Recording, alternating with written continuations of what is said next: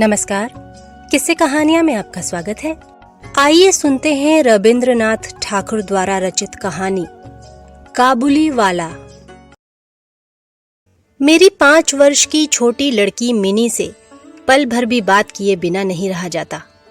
दुनिया में आने के बाद भाषा सीखने में उसने सिर्फ 1 ही वर्ष लगाया होगा। उसके बाद से जितनी देर तक सो नहीं पाती है, उस समय का एक पल भी वह चुप्पी में नहीं खोती।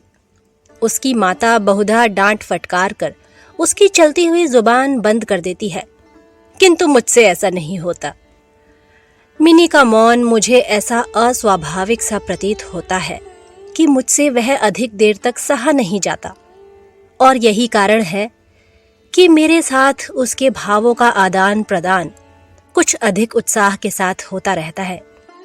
सवेरे मैंने अपने उपन्यास के 70वें अध्याय में हाथ लगाया ही था कि इतने में मिनी ने आकर कहना आरंभ कर दिया, बाबा, रामदयाल दरबान कल काक को कौवा कहता था।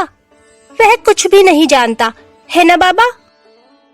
विश्व की भाषाओं की विभिन्नता के विषय में मेरे कुछ बताने से पहले ही उसने दूसरा प्रसंग छेड़ दिया।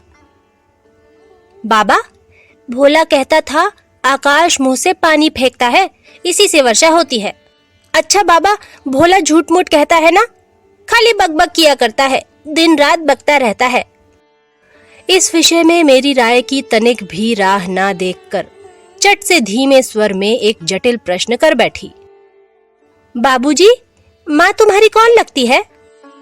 उसके इस प्रश्न का उत्तर देना किसी भंवर में फंसने के बराबर था, इसलिए मैंने उसका ध्यान हटाने के लिए कहा, मिनी, तू जा, भोला के साथ खेल, मुझे अभी काम है। अच्छा। तब उसने मेरी मेज के पार्श्व में पैरों के पास बैठकर अपने दोनों घुटने और हाथों को हिला हिलाकर बड़ी शीघ्रता से मुंह चलाकर अटकन बटकन दही चटाके कहना आरंभ कर दिया, जबकि मेरे उपन्यास के अध्याय में प्रताप सिंह उस समय कंचनमाला को लेकर रात के गहरे अंधेरे में बंदी गृह के ऊंचे झरोके से नीचे कलकल करती हुई सरिता में कूद रहा था। मेरा घर सड़क के किनारे पर था। सहसा मिनी अपने अटकन बटकन को छोड़कर कमरे की खिड़की के पास दौड़ गई और जोर जोर से चिल्लाने लगी, काबुली वाला, ओ काबुली वाला। मैले कुचैले ढीले कपड़े पहने, सिर पर साफा बांधे, कंधे पर सूखे फलों की मैली झोली लटकाए, हाथ में अंगूरों की कुछ पिटारियां लिए एक लंबा तगड़ा सा काबुली वाला धीमी सी चाल से सड़क पर जा रहा था। उसे देखकर मेरी छोटी बेटी के हृदय में कैसे भाव उदय हुए यह बताना असंभव है। उसने जोरों से पुकारना शुरू किया। मैंने सोचा, अभी झोली कंधे पर डाले सर पर एक मुसीबत आ खड़ी होगी और मेरा 70वां अध्याय आज अधूरा रह जाएगा। किंतु मिनी के चिल्लाने पर ज्यों ही काबुली ने हंसते हुए उसकी ओर मुंह फेरा और घर की ओर बढ़ने लगा, त्यों ही मिनी भय खाकर भीतर भाग गई। फिर उसका पता ही नहीं लगा कि कहाँ छिप गई। उसके छोटे से मन में वह अंधविश्वास बैठ गया था कि उस मैली कुचैली झोली के अंदर ढूंढने पर उस जैसी और भी जीती जागती बच्चियां निकल सकती हैं। इधर काबुली ने आकर मुस्कुराते हुए मुझे सलाम किया। मैंने सोचा, वास्तव में प्रताप सिंह और कंचनमाला की दशा अत्यंत संकटापन्न है, फिर भी घर में बुलाकर इससे कुछ ना खरीदना अच्छा ना होगा। कुछ सौदा खरीदा गया। उसके बाद मैं उससे इधर उधर की बातें करने लगा। खुद रहमत, रूस, अंग्रेज, सीमांत रक्षा के बारे में गपशप होने लगी। आखिर में उठकर जाते हुए उसने अपनी मिली जुली भाषा में पूछा, बाबूजी, आपकी बच्ची कहाँ गई? मैंने मिनी के मन से व्यर्थ का भय दूर करने के लिए उसे भीतर से बुलवा लिया। वह मुझसे बिल्कुल सटकर काबुली के मुख और झोली की ओर संदेह से देखती खड़ी रही। काबुली ने झोली में से किसमिस और खुबानी निकाल कर देना चाहा, पर उसने नहीं लिया और दुगने संदेह के साथ मेरे घुटनों से लिपट गई। काबुली वाले से उसका पहला परिचय इस प्रकार हुआ। इस घटना के कुछ दिन बाद एक दिन सवेरे मैं किसी आवश्यक कार्यवश बाहर जा रहा था। देखूं तो मेरी बिटिया दरवाजे के पास बेंच पर बैठी हुई काबुली से हंस हंस कर बातें कर रही है और काबुली उसके पैरों के समीप बैठा बैठा मुस्कुराता हुआ उन्हें ध्यान से सुन रहा है और बीच बीच में अपनी राय मिली जुली भाषा में व्यक्त करता जाता है। मिनी को अपने 5 वर्ष के जीवन में बाबूजी के सिवा ऐसा धैर्य वाला श्रोता शायद ही कभी मिला हो। मिनी की झोली बादाम किशमिश से भरी हुई थी। मैंने काबुली से कहा, इसे यह सब क्यों दे दिया, अब कभी मत देना। कहकर कुर्ते की जेब से एक अठन्नी निकालकर उसे दे दी।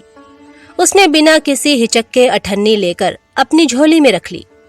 कुछ देर बाद घर लौटकर देखता हूँ तो उस अठन्नी ने बड़ा भारी उपद्रव खड़ा कर दिया है। मिनी की माँ एक सफेद चमकीला गोलाकार पदार्थ हाथ में लिए डांट डपट कर मिनी से पूछ रही थी, तूने यह अठन्नी पाई कहाँ से, पता? मिनी ने कहा, काबुली वाले ने दी है। काबुली वाले से तूने अठन्नी ली, कैसे, बता? मिनी ने रोने का उपक्रम करते हुए कहा, मैंने मांगी नहीं थी, उसने अपने आप ही दे दी है। मैंने जाकर मिनी की उस अकस्मात मुसीबत से रक्षा की और उसे बाहर ले आया। पूछने पर मालूम हुआ कि इस दौरान में काबुली वाला रोज आता रहा है और पिस्ता बादाम की रिश्वत दे देकर मिनी के छोटे से हृदय पर बहुत अधिकार कर लिया है। देखा कि इस नई मित्रता में बंधी हुई बातें और हंसी ही प्रचलित है।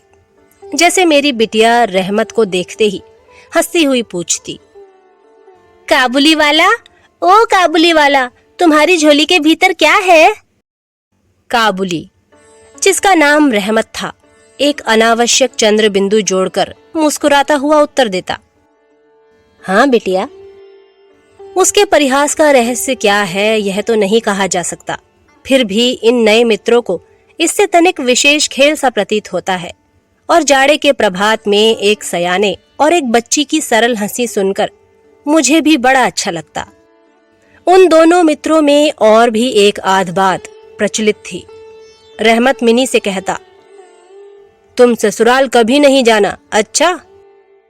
हमारे देश की लड़कियां जन्म से ही ससुराल शब्द से परिचित रहती हैं, किंतु हम लोग कुछ नई पीढ़ी के होने के कारण इतनी सी बच्ची को ससुराल के विषय में विशेष ज्ञानी नहीं बना सके थे। अतः रहमत का अनुरोध वह स्पष्ट रूप से नहीं समझ पाती थी। इस पर भी किसी बात का उत्तर दिए बिना चुप रहना उसके स्वभाव के बिल्कुल ही विरुद्ध था।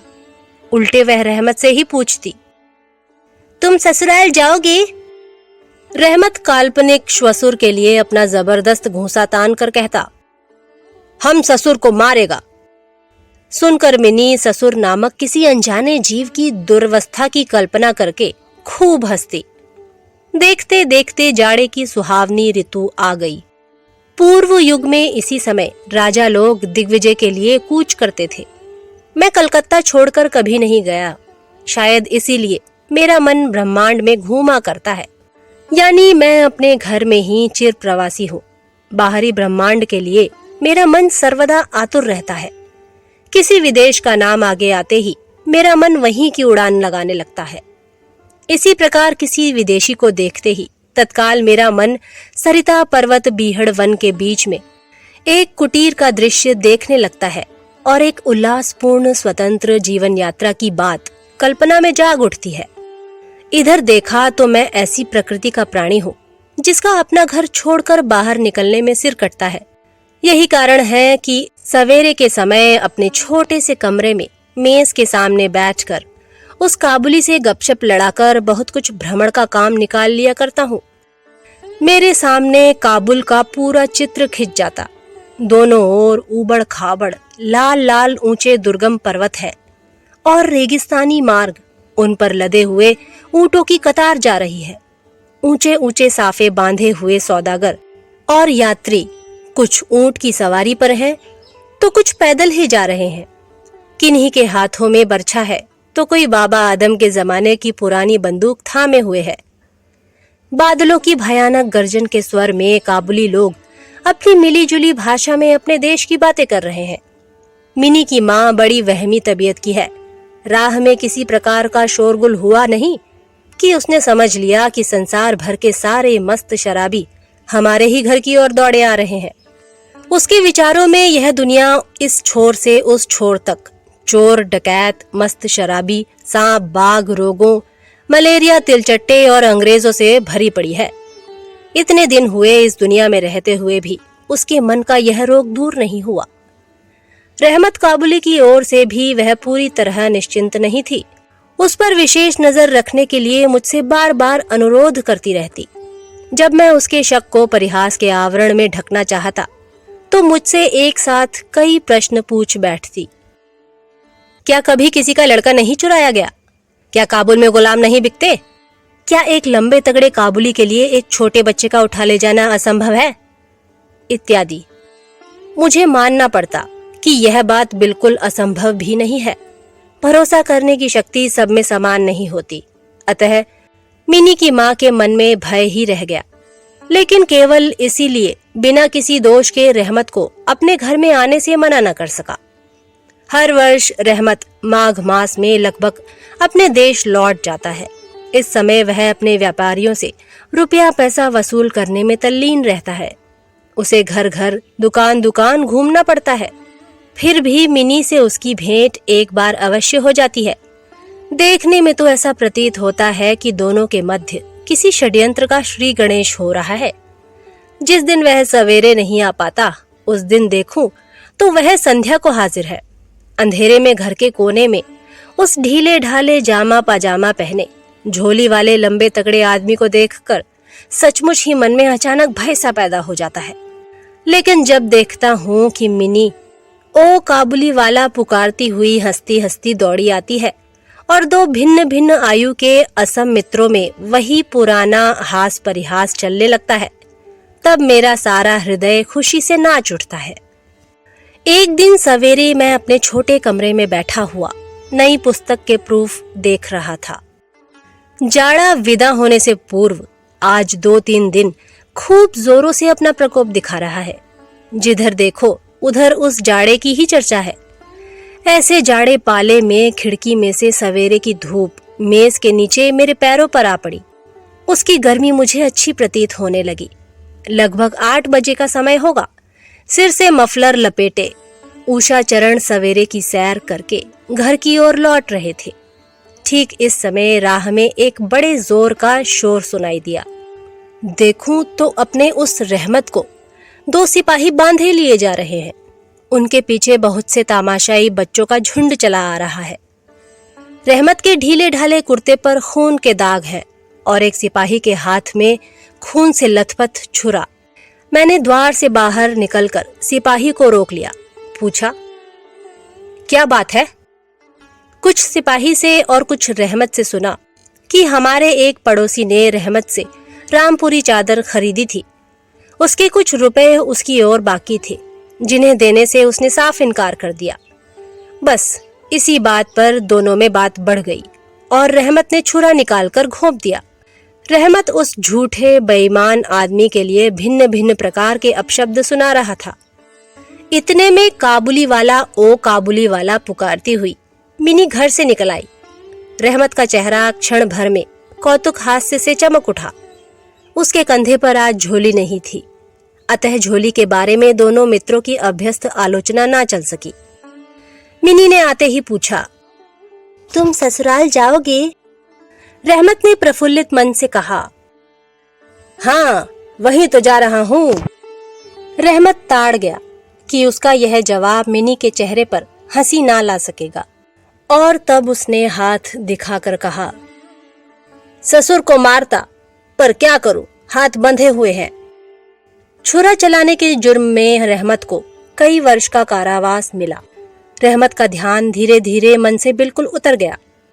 हम लोग अपने घर में बैठकर सदा के अभ्यस्त होने के कारण नित्य के काम धंधों में उलझे हुए दिन बिता रहे थे। तभी एक स्वाधीन पर्वतों पर घूमने वाला आदमी कारागार की प्राचीरों के अंदर कैसे वर्ष पर वर्ष काट रहा होगा, यह बात हमारे मन में कभी उठी ही नहीं। और चंचल मिनी का आचरण तो और भी लज्जाप्रद था। यह बात उसके पिता को भी माननी पड़ेगी।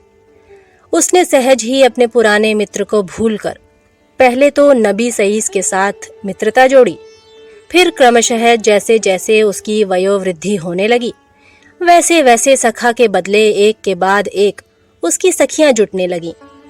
और तो क्या, अब वह अपने बाबा के लिखने के कमरे में भी दिखाई नहीं देती।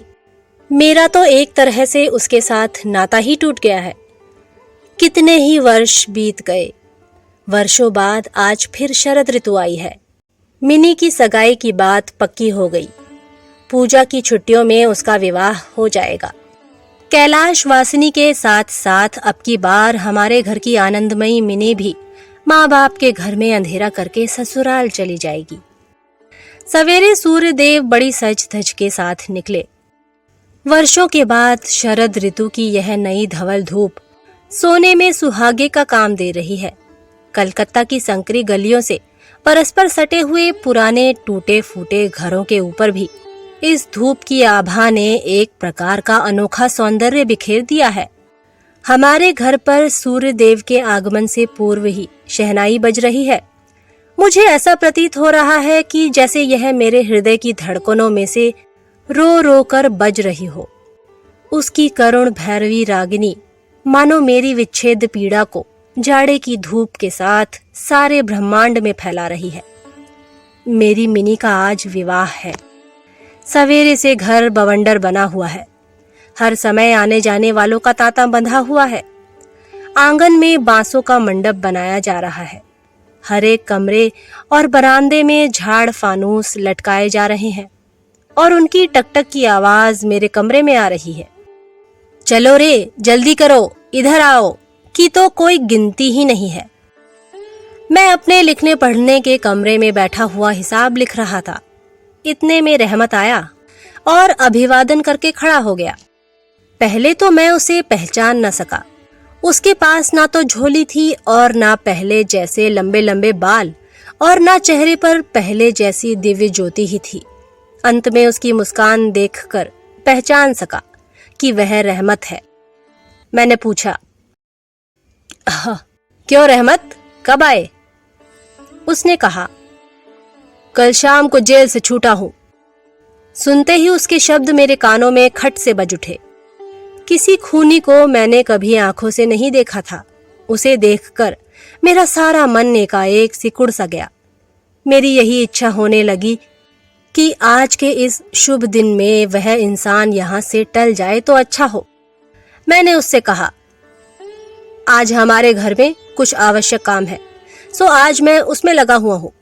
आज तुम जाओ, फिर आना। मेरी बात सुनकर वह उसी क्षण जाने को तैयार हो गया, पर दरवाजे के पास आकर कुछ इधर उधर देखकर बोला, क्या बच्ची को तनिक नहीं देख सकता? शायद उसे यही विश्वास था कि मिनी अब तक वैसी ही बच्ची बनी है।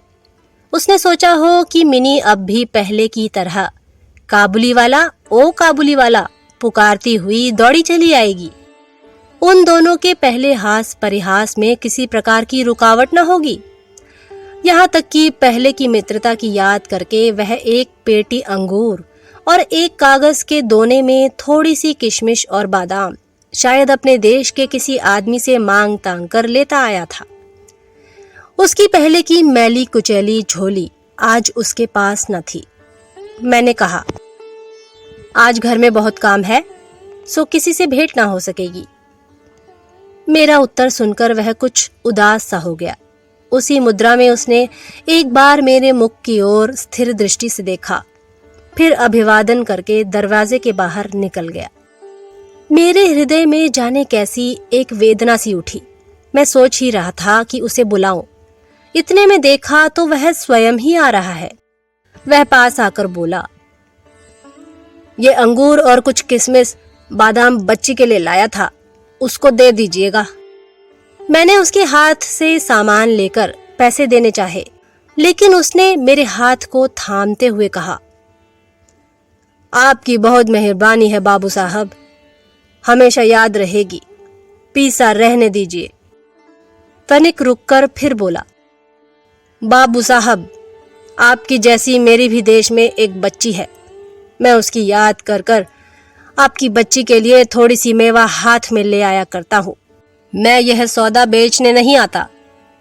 कहते हुए उसने ढीले ढाले कुर्ते के अंदर हाथ डालकर छाती के पास से एक मैला कुचैला मुड़ा हुआ कागज का टुकड़ा निकाला और बड़े जतन से उसकी चारों तहें खोलकर दोनों हाथों से उसे फैलाकर मेरी मेज पर रख दिया।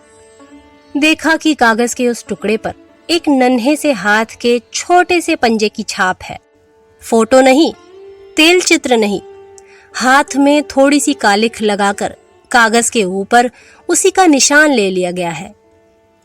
अपनी बेटी के इस स्मृति पत्र को छाती से लगाकर रहमत हर वर्ष कलकत्ता के गली कूचों में सौदा बेचने के लिए आता है और तब वह कालिख चित्र मानो उसकी बच्ची के हाथ का कोमल स्पर्श उसके बिछड़े हुए विशाल हृदय में अमृत उड़ेलता रहता है।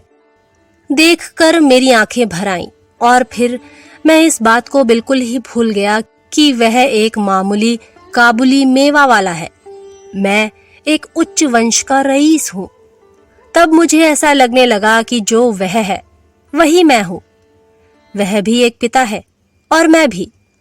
उसकी पर्वतवासिनी छोटी बच्ची की निशानी मेरी ही मिनी की याद दिलाती है। मैंने तत्काल ही मिनी को बाहर बुलवाया। हालांकि इस पर अंदर घर में आपत्ति की गई, पर मैंने उस पर कुछ भी ध्यान नहीं दिया।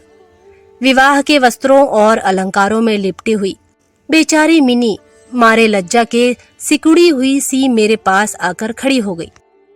उस अवस्था में देखकर रहमत काबुल पहले तो सकपका गया। उससे पहले जैसी बातचीत ना करते बना। बाद में हंसते हुए बोला, लल्ली, सास के घर जा रही है क्या?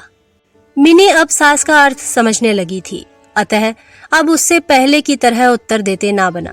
रहमत की बात सुनकर मारे लज्जा के उसके कपोल लाल हो उठे। उसने मुंह को फेर लिया। मुझे उस दिन की याद आई जब रहमत के साथ मिनी का प्रथम परिचय हुआ था। मन में एक पीड़ा की लहर दौड़ गई। मिनी के चले जाने के बाद एक गहरी सांस लेकर रहमत फर्श पर बैठ गया। शायद उसकी समझ में यह बात एकाएक साफ हो गई कि उसकी बेटी भी इतने दिनों में बड़ी हो गई होगी और उसके साथ भी उसे अब फिर से नई जान पहचान करनी पड़ेगी। संभवतः वह उसे पहले जैसी नहीं पाएगा। इन 8 वर्षों में उसका क्या हुआ होगा, कौन जाने। सवेरे के समय शरद की स्निग्ध सूर्य किरणों में शहनाई बजने लगी और रहमत कलकत्ता की एक गली के भीतर बैठा हुआ अफगानिस्तान के मेरू पर्वत का दृश्य देखने लगा। मैंने एक नोट निकालकर उसके हाथ में दे दिया और कहा, रहमत, तुम देश चले जाओ अपनी बेटी के पास। तुम दोनों के मिलन सुख से मेरी मिनी सुख पाएगी। रहमत को रुपए देने के बाद विवाह के हिसाब में से मुझे उत्सव समारोह के 2-1 अंग छांटकर काट देने पड़े। जैसी मन में थी वैसी रोशनी नहीं करा सका। अंग्रेजी बाजा भी नहीं आया। घर में औरतें बड़ी बिगड़ने लगी। सब कुछ हुआ, फिर भी मेरा विचार है कि आज एक अपूर्व ज्योत्सना से हमारा शुभ समारोह उज्जवल हो उठा। तो ये थी रविंद्रनाथ ठाकुर की लिखी हुई कहानी काबुली वाला। कहानी सुनने के लिए धन्यवाद। अगली बार फिर एक नई कहानी के साथ आपसे मुलाकात होगी। तब तक के लिए नमस्कार।